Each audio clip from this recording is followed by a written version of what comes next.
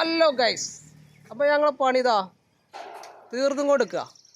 ഇനി കുറച്ച് ഫുള്ളടിക്കാണ്ട്. അതാ നമ്മൾ ഷൈജു അവിടെ ഫുള്ളടിച്ചും കൊടുക്കുന്നുണ്ട്. ഷൈജു ഒരു ഹായ് പറയടാ.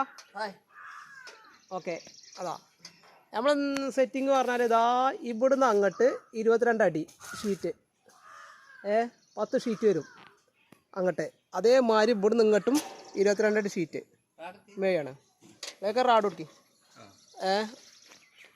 അപ്പോൾ നമ്മളിതൊന്ന് പെയിൻറ്റിങ്, കുറച്ച് പെയിൻറ്റിങ് ബാക്കിയുണ്ട്. അതാ അളിയൊക്കെ പെയിൻറ്റിങ് അടിച്ചു. അളിയൊക്കെ ഒരു ഹായ് പറയും.